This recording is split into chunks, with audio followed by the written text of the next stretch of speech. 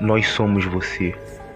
Nós somos a loucura que vaga em todos vocês, implorando toda vez para sermos soltos dentro de sua mente animal. Nós somos aquilo que vocês escondem em suas camas toda noite. Nós somos aquilo que vocês sedaram no silêncio e paralisam quando vocês atingem o paraíso noturno do qual não podem sair. Olá, jovens. Meu nome é Caio e sejam bem-vindos a mais um episódio de Projeto Pesadelo. Projeto Pesadelo.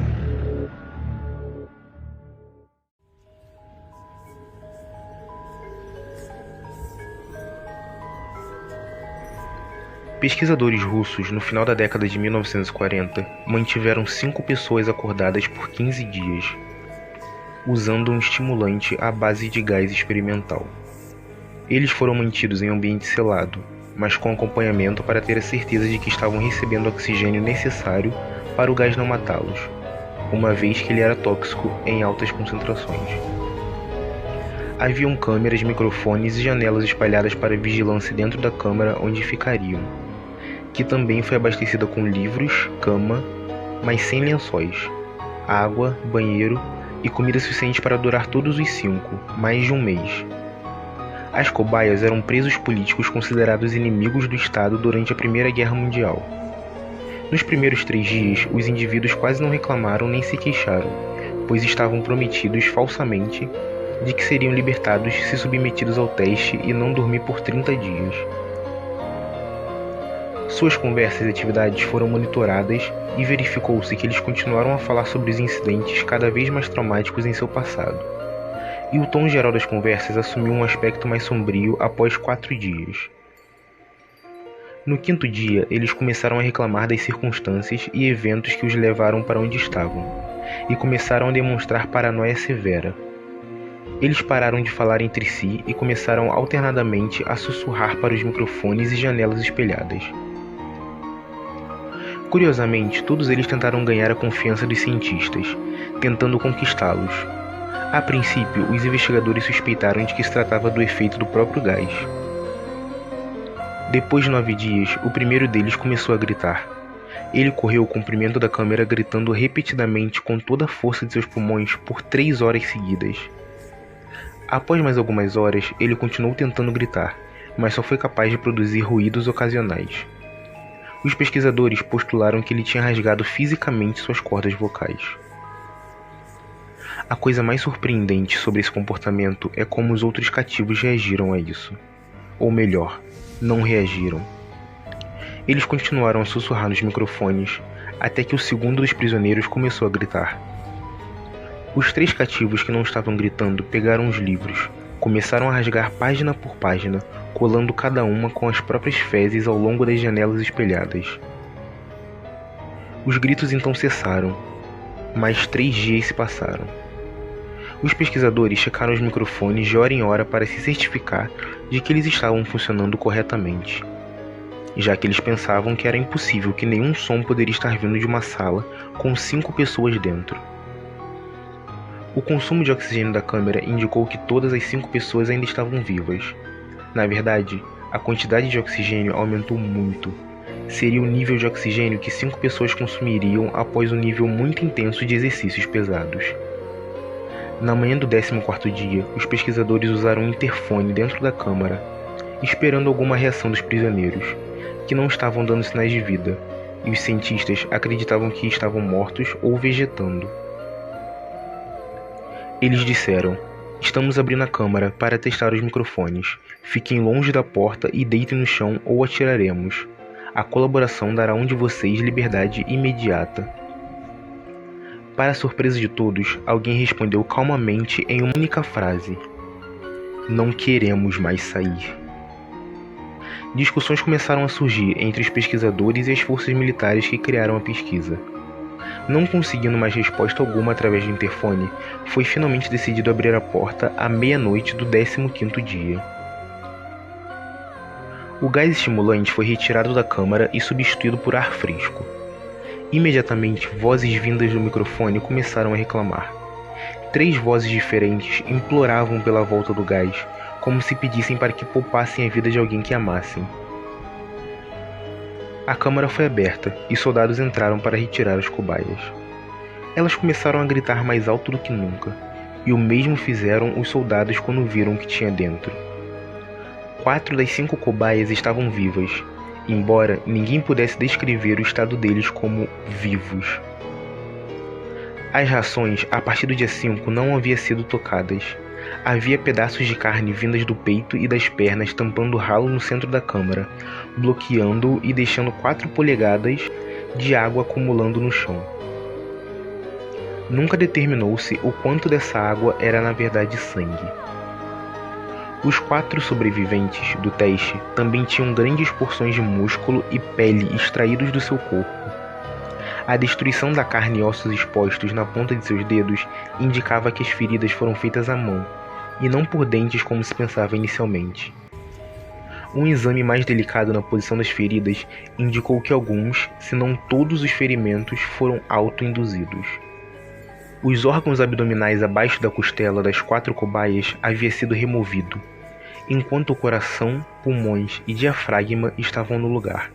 A pele e a maioria dos órgãos ligados à costela haviam sido removidos, expondo os pulmões através delas. Todos os vasos sanguíneos e órgãos remanescentes permaneceram intactos. Eles só haviam sido retirados e colocados no chão, rodeando os corpos eviscerados, mas ainda vivos, das cobaias. Podia-se ver o trato digestivo dos 4 trabalhando, digerindo comida. Logo ficou aparente que o que estava sendo digerido era a própria carne que eles haviam arrancado e comido durante os dias. A maioria dos soldados ali presentes eram das operações especiais russas, mas muitos se recusaram a voltar à câmara e remover as cobaias. Elas continuaram a gritar para serem deixadas ali, e também pediam para que o gás voltasse. Pelo menos assim elas não dormiriam. Para a surpresa de todos, as cobaias ainda lutaram durante o processo de serem removidas da câmara. Um dos soldados russos morreu ao ter sua garganta cortada, e outro foi gravemente ferido ao ter seus testículos arrancados e uma artéria de sua perna atingida pelos dentes de uma das cobaias. Outros 5 soldados perderam suas vidas, se você contar com os que se mataram semanas depois do incidente. Durante a luta, um dos 4 sobreviventes teve seu braço rompido, e ele começou a perder muito sangue quase que imediatamente. Os pesquisadores médicos tentaram sedá-lo, mas foi impossível. Ele havia sido injetado com mais de 10 vezes a dose normal de morfina para humanos, e ainda lutava como um animal, quebrando as costelas e o braço de um médico. Houve um ponto em que seu coração bateu fortemente por 2 minutos, após ele ter sangrado tanto ao ponto de ter mais ar em seu sistema vascular do que seu sangue. Mesmo depois do coração ter parado, ele ainda continuava a gritar e a lutar por 3 minutos, gritando a palavra mais, sem parar, até ficar fraco e finalmente calar-se. O terceiro sobrevivente estava muito contido e foi levado para um consultório. Os outros 2, com as cordas vocais intactas, continuavam a implorar pelo gás para serem mantidos acordados. O mais ferido dos 3 foi levado para a única sala cirúrgica que havia ali. Durante o processo de preparar a cobaia para receber seus órgãos de volta, foi descoberto que ela era totalmente imune ao sedativo que estavam dando a ele. O homem lutou furiosamente contra as amarras que o prendiam à cama quando trouxeram um gás anestésico para sedá-lo. Ele conseguiu rasgar mais de 4 polegadas de couro das amarras de um dos pulsos, mesmo com um soldado de 90 quilos segurando o mesmo pulso. Levou mais do que o necessário de anestésico para sedá-lo. E na mesma hora em que suas pálpebras se fecharam, o seu coração parou. Na autópsia, foi revelado que seu sangue possuía o triplo do normal de oxigênio. Os músculos que estavam presos aos seus ossos estavam destruídos, e ele havia quebrado 9 ossos na luta para não ser sedado. A maioria eram pela força que seus próprios músculos haviam exercido. O segundo sobrevivente era o primeiro que começara a gritar entre os 5. Suas cordas vocais estavam destruídas, e ele não era capaz de gritar e implorar para não passar por cirurgia, e a única forma de reação que ele exibia era sacudir sua cabeça violentamente em desaprovação quando o gás anestésico foi trazido. Ele balançou sua cabeça positivamente quando alguém sugeriu, relutantemente, se os médicos aceitavam fazer a cirurgia sem anestesia. O sobrevivente não reagiu durante as 6 horas de procedimentos para repor seus órgãos e tentar cobri-los com o que restou de pele. O cirurgião de plantão repetia várias vezes que era medicamente impossível o paciente estar vivo. Uma enfermeira aterrorizada que assistia à cirurgia constatou que vira a boca do paciente virar um sorriso toda vez que seus olhos se encontraram. Quando a cirurgia acabou, o paciente olhou para o cirurgião e começou a grunhir alto, tentando falar enquanto lutava. Acreditando ser algo de extrema importância, o médico pegou uma caneta e papel para que o sobrevivente escrevesse sua mensagem. Então ele escreveu: "Continue cortando." Os outros 2 sobreviventes passaram pela mesma cirurgia, e os 2 sem anestésico, mas ambos tiveram paralisante, injetado durante a operação, pois o cirurgião achou impossível continuar o procedimento enquanto os pacientes riam histericamente. Uma vez paralisados, as cobaias só podiam acompanhar o procedimento com os olhos, mas logo o efeito do paralisante passou, e em questão de segundos eles começaram a lutar contra suas amarras. Quando perceberam que podiam falar novamente, começaram a pedir pelo gás estimulante. Os pesquisadores tentaram perguntar por que eles haviam se ferido, por que haviam arrancado as próprias entranhas e por que queriam tanto aquele gás. E uma única resposta foi dada: "Eu preciso ficar acordado." Todas as 3 cobaias sobreviventes foram colocadas de volta na câmara, enquanto esperavam alguma resposta para o que seria feito com elas. Os pesquisadores, encarando a ira dos benfeitores militares por terem falhado em seus objetivos, consideraram eutanásia aos pacientes. O comandante do processo, um ex-KGB, viu algumas possibilidades e quis que as cobaias fossem colocadas novamente sob o gás estimulante. Os pesquisadores se recusaram fortemente, mas não tiveram escolha. Para serem seladas novamente na câmara, as cobaias foram conectadas a um monitor EEG, eletroencefalograma, que medem as ondas cerebrais, e tiveram suas extremidades acolchoadas em troca de confinamento. Para a surpresa de todos, todos os 3 pararam de lutar assim que souberam que seriam colocados de volta ao gás. Era óbvio que até aquele ponto os 3 estavam lutando para ficarem acordados. Um dos sobreviventes que podia falar estava cantarolando alto e continuamente.